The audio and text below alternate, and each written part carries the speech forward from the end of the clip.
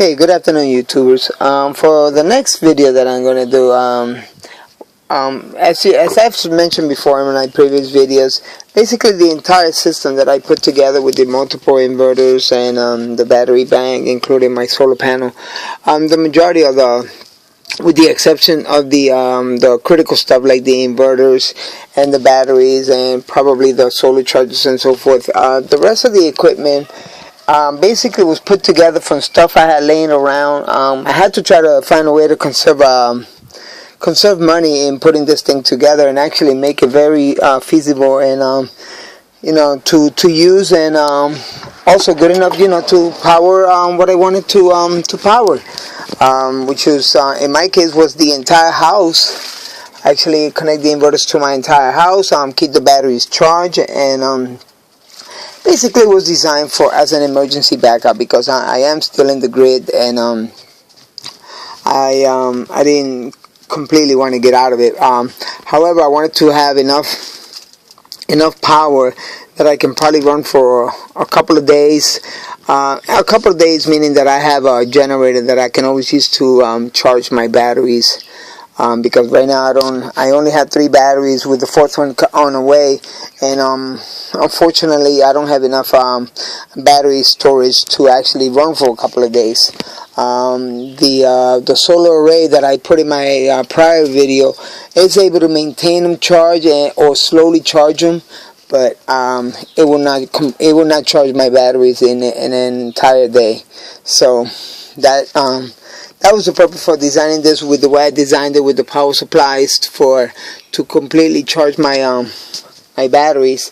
Multiple inverters, one of them for the heavy loads, and a small one, more of a conservative unit where I can probably just keep it running at nighttime, just for the fans, and being that I live in the Caribbean, you don't want the mosquitoes to bother you at nighttime. So that was the main purpose of the small units.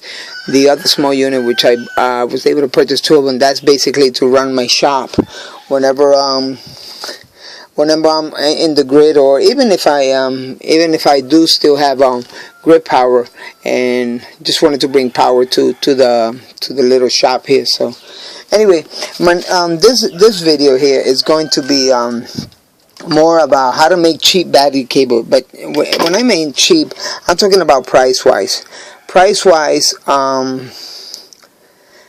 What I'm saying is just finding your regular cables and just coming up with ideas on how to get something to work without having to spend much money on. Most of you guys are aware that finding battery cables are not cheap. My search of eBay, and through many searches of eBay, I found out that the minimum I could get a 1-foot battery cable or 0 gauge battery cable was somewhere within the minimum $12 range, all the way up to $15, and possibly sometimes a little higher, I guess depending on the source. In my setup, I have if you can see, I have 0 gauge wires from battery to battery. All my batteries are connected in parallel. From my inverter, the heavy duty inverter, I have a double 0 gauge. And then the other inverters, I believe those are 2 gauge. Those are only 1100 watts inverters, and I believe that the cable that came with them, 2 gauge, is sufficient enough to provide them with the amps necessary for them to run completely, to run at full blast. Okay, like I mentioned before, the main issue for the main purpose for the video is actually to show how I was able to make the battery cable, the one that really costs money, and I'm just using regular household wires that you can find around.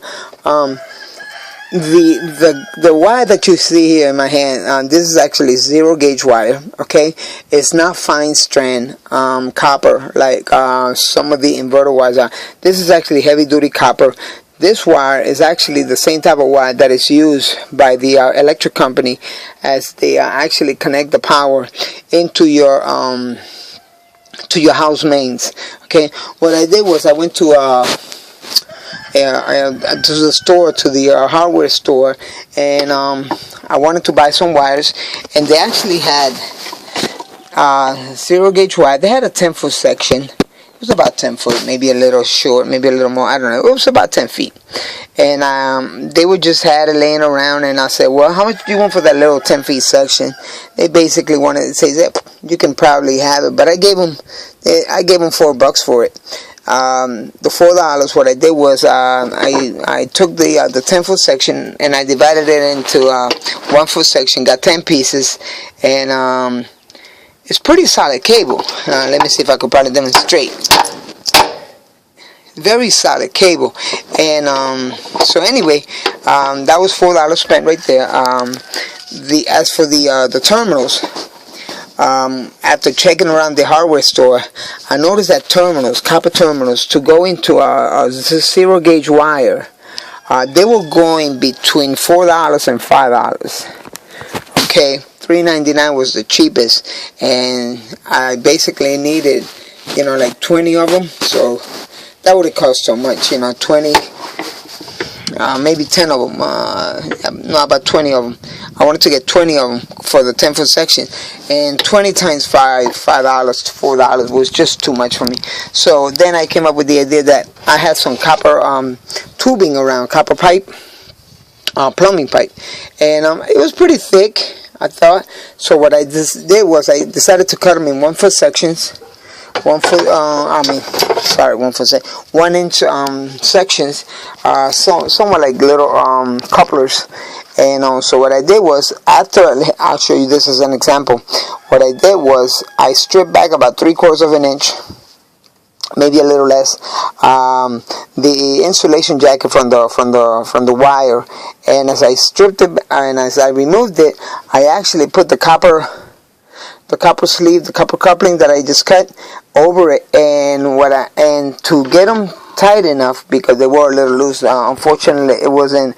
The cable was zero gauge, but the pipe wasn't zero gauge. So what I did was I used a sledgehammer, and I have tons of sledgehammer. I have 25-pound sledgehammers around here somewhere too. This is like a 10. This is I think this is like a 20-pound sledgehammer, but it's heavy. And a couple other sledgehammers that I had laying around. So I think I used this one here. What I did was I used this sledgehammer, and I went and got one of those rocks, because I don't have an anvil, but if you have an anvil, it's a lot better. I went and got one of those real hard rocks that I have laying in the yard, and when I put the coupler around the copper end of the cable, I just smashed it. Smashed it without no pity. Got them to where they were just, I'm talking about smashed all the way, sealed perfectly, almost all the way. And what that did was that create a bond that basically you was not going to get it off anytime easy. I'm talking about hitting it hard. And after I hit it hard, I actually went and I got my, let's see if I can get it out of here. I'll show you. This is more of a chisel. Oops. This is a chisel. What I did was, one of the heavy duty chisels. What I did was I took the end of it after it was made, and I just beat it up. I mean, you could use it on an anvil if you have one. Unfortunately, I didn't have one. I just used the rocks in the yard.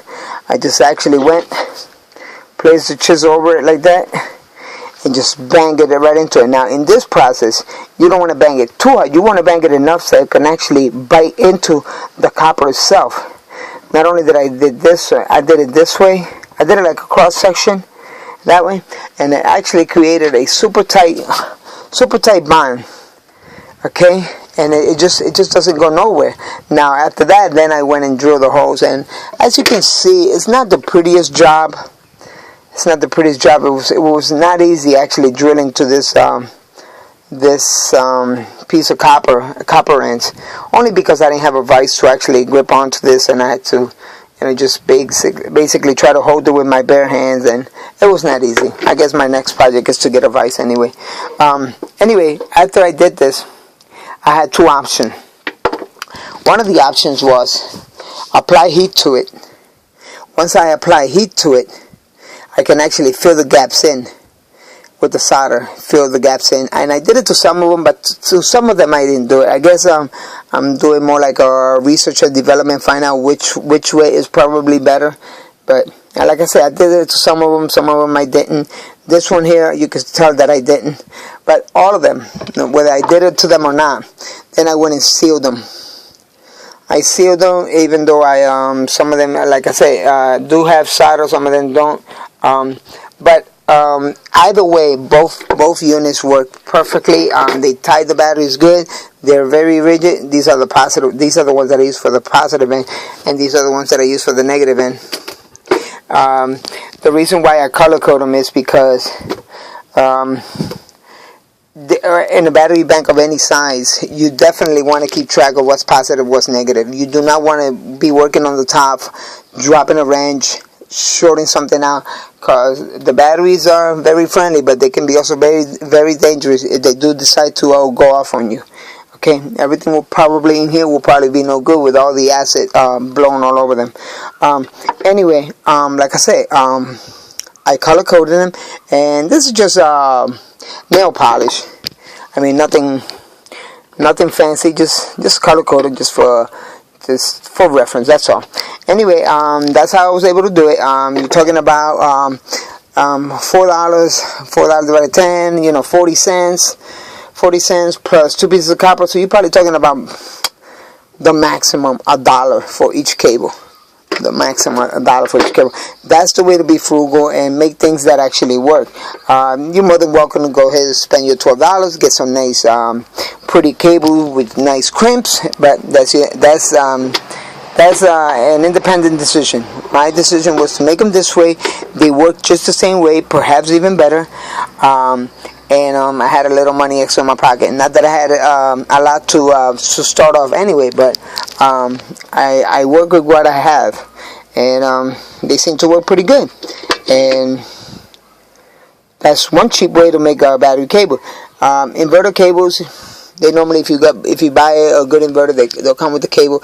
And still, when you buy an inverter with cables, you still want to check the crimps, because I've seen inverter cables that come, and as soon as you tying them up in the battery, give them a good yank, they'll actually they'll pull off from the terminal. So this one, I actually tie one up to a bolt, and I decided to try to pull it hanging on it. It did not come loose, so I'm pretty sure that it's doing the job that it's supposed to be doing. But anyway, this is the last video of the series on how to make a very inexpensive solar setup that can give you the power necessary.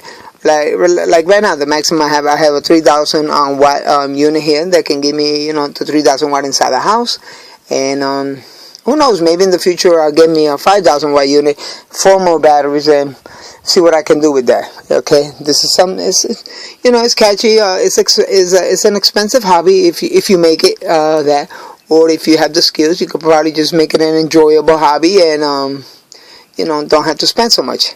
Basically, everything that you see here, I have, with the exception, like I said, of the inverters, the solar chargers, and the batteries, and stuff like this. $20, another $20.